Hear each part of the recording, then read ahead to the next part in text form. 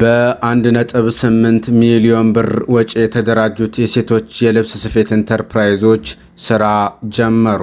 በዋግ ኽምራ ብሔረሰብ አስተዳደር ዝቋላ ወረዳ በአማራ ልማት ማህበር አልማ ብቁ ወጣት ፕሮግራም አስተባባሪነትና በማስተር ካርድ ፋውንዴሽን የገንዘብ ድጋፍ በ1.8 ሚሊዮን ብር ወጪ የተገዙ ዘመናዊ የልብስ ስፌት ማሽኖችና ለእያንዳንዳቸው 40,000 ብር መነሻ ካፒታል የተመደበላቸው 17 ሴት ወጣቶች ወደ ሥራ ተሰማርተዋል።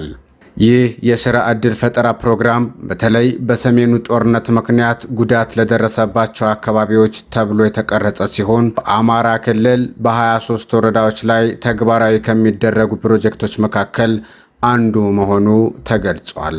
ወጣቶቹ ወደ ሥራ ከመሰማራታቸው በፊት ለ45 ቀናት የሚቆይ ጥልቅ የንድፈ ሐሳብና የተግባር ስልጠና ተሰጥቷቸዋል። ከዚህ ስልጠና ውስጥ 30 ቀናቱ በአልማ ብቁ ወጣት ፕሮግራም አማካኝነት የተከናወነ ሲሆን ቀሪዎቹ 15 ቀናት ደግሞ በዝቋላ ወረዳ ቴክኒክና ሙያ ኮሌጅ መምህራን በጎ ፈቃደኝነት የተሰጡ ተጨማሪ ስልጠናዎች ናቸው። ሰልጣኞቹ በቆይታቸው ወቅት ቴክኒካዊ ክህሎት ከመቅሰማቸው ባለፈ ለስልጠናው ማስፈጸሚያ የሚሆን የ18,000 ብር አበል ተመድቦላቸው ሲኦሲ መፈተናቸው ተመላክቷል። የአልማ ብቁ ወጣት ፕሮግራም ኦፊሰር አቶ ቸርነት መልካሙ እንደገለጹት ማዘር ግሩፕ በሚባሉ ስር የተደራጁ ወጣት ሴቶችን ተጠቃሚ ያደረገ ነው። ብቁ ወጣት ፕሮግራም በሰሜኑ ጦርነት ጉዳት በደረሰባቸው በሶስት ክልሎች ላይ ነው የሚሰራው። በአማራና በትግራይ በአፋር ይሰራል። በአማራ 23 ወረዳዎች ይሰራል። ከ23 ወረዳ አንዱ የዝቋላ ወረዳ ነው ማለት ነው። አቶ ቸርነት አክለውም 17ቱ ሰልጣኞች የተመረጡት ከ10 በላይ ሴክተሮችንና የሲቪክ ማህበራትን ባካተተ ቴክኒካል ኮሚቴ መሆኑን ጠቁመው ከእነዚህም መካከል 2ቱ አካል ጉዳተኞች መሆናቸውን እነሱን በልዩ ሁኔታ ተጠቃሚ ለማድረግ በትኩረት መሰራቱን ገልጸዋል። የልብስ ስፌት ሰልጣኞችን ነው አክቲቪቲ ተልኮልን እንድንሰራ የተሰጠን አክቲቪቲም የልብስ ሰልጣኞች 17 ኮታ ተሰጥቶናል። 17ቱም ሴቶች ናቸው። ማዘር ግሩፕ የሚል እንትን ነው ያላቸው። ከ17ቱ ውስጥ 2ቱ የአካል ጉዳተኞች ናቸው። ከ19 እስከ 35 ዓመት እድሜ ክልል ያሉ ወጣቶችን ተጠቃሚ የሚያደርግ ፕሮጀክት ነው። እነዚህን ለመምረጥ በስራና ስልጠና በኩል ኮሚቴ ተቋቁሞ 10 ሴክተሮችን ያቀፈ የሲቪል ማህበራትንም ያቀፈ 10 የመልማይ ኮሚቴዎችን አዋቅሮ የሚንቀሳቀስ ነው ማለት ነው። በበላይነት የስራና ክህሎት ቢሮ ተግባራቱን ይዞ ይሰራል። ከተመለመሉ በኋላ ደግሞ ወደ ቴክኒክና ሙያ ተቋም በመግባት ለ30 ቀናት ስልጠና ተሰጥቷቸዋል። ከዚህም በተጨማሪ ለወጣቱ አበል በመክፈል ለእያንዳንዱ 18,000 ብር አበል ታሳቢ አድርጎ ሲኦሲ ተፈትነው ወጥተዋል፣ ሰርቲፋይ ሆነዋል ማለት ነው። ከዚህ በተጨማሪ ደግሞ ምንድነው የተደረገው? የማሽን ግዥ ቀጥታ ከሄድ ኦፊስ ተገዝቶ ተልኮልናል። ከዚህ በተጨማሪ ደግሞ ለስታርታፕ ካፒታል ተብሎ ለእያንዳንዳቸው ኢንተርፕራይዝ ከፍተኛው 3 ቁጥር የያዘ ነው። 2 ኢንተርፕራይዞች አሉን። 2ቱ ኢንተርፕራይዞች ደግሞ ሁለቱም የአካል ጉዳተኞች ናቸው። አካል ጉዳተኞችን ተጠቃሚ ለማድረግ በልዩነት ለእያንዳንዳቸው የሰጠንበት ሁኔታ ነው ያለው።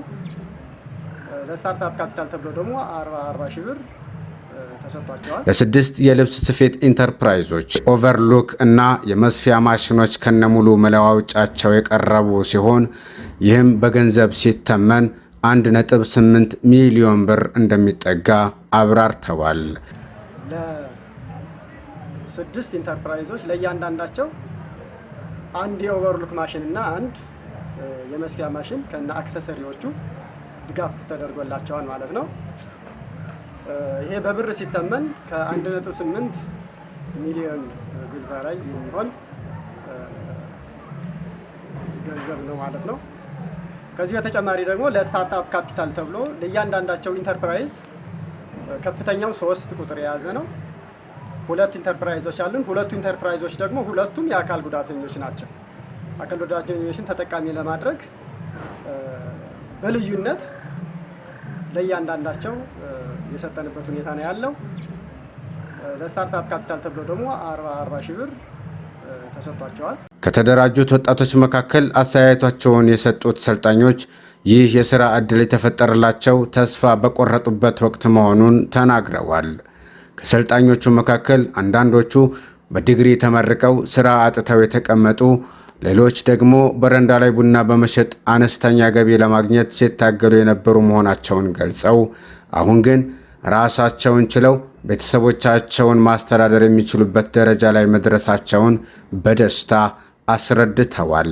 እኔ ከዚህም በፊት ስሰራ የነበርኩት ስራ ሻይ ቡና ነው። ሻይ ቡና ስሰራ ነበር። የልጆች እናት ነኝ። 3 ልጆች አሳዳጊ ነኝ። አሁን ደግሞ አልማ ብቁ ወጣት ማስተር ካርድ ፋውንዴሽን የተባለው ድርጅት ተደራጅቼ ስራ አጥነኝ በቃ እየሰራሁ ነው። ለውጥ ላይ ነኝ። ነገም ዛሬም ለውጥ አሳያለሁ ብዬ ተስፋ አደርጋለሁ።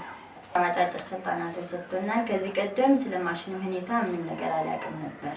በአጫጭር ስልጠናዎች ግን በቃ እንዴት እንደሆነ እንዴት እንደሚሰራም ሰልጥኜ የራሴም እየሰራሁ ተግባር ላይ ነኝ።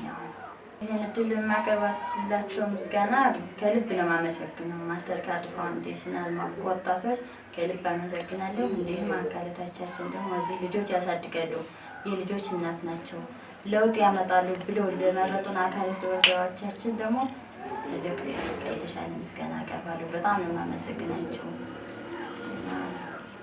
ከመጀመሪያ በፊት የነበርኩበት ስራ አጥ ነኝ። በሳይኮሎጂ ዩኒቨርሲቲ ተመራቂ ተማሪ ነኝ እና ስራ አጥ ነኝ እስካሁን። አሁን ላይ ከዚህ በፊት ስሰራ የነበርኩት ስራ እስከማገኝ ድረስ ቡና ቤት ስሰራ ነበረ። አሁን ላይ በዚህ ድርጅት ተደራጅቼ እዚህ ደረጃ ላይ ደርሻለሁ። እኔ ለውጥ ያመጣል ብዬ ነው የማስበው። እንደራሴ ከነበርኩበት አንጻር ይሄ ከሰራሁበት ትልቅ ለውጥ ላይ ያደርሳል ብዬ አስባለሁ። ከዚህ ስራ ከመግባታችን በፊት በ45 ቀን ውስጥ ስልጠና ወስደናል። አሪፍ ስልጠና ነበረ። ስልጠናው ትልቅ ለውጥ ላይ አድርሶናል እና በዚህ ስራ ላይ እንቀየራለን ብዬ ነው የማስበው። ይህን ድርጅት ያደራጁ አልማ ብቁ ወጣቶች እጅግ በጣም አድርገን እናመሰግናለን። በዚህ ለውጥ ተለውጠን ቤተሰቦቻችንም እናንተንም አገራችንም እናኮራለን ብለን እናስባለን። እናመሰግናለን። ተጠቃሚዎቹ አክለውም የተሰጣቸው ማሽንና ለእያንዳንዳቸው የተመደበው የ40 ሺህ ብር የመነሻ ካፒታል ራሳቸውን እንዲችሉና ለቤተሰቦቻቸው ረዳት እንዲሆኑ ትልቅ አቅም እንደሚፈጥርላቸው በምስጋና ገልጸዋል።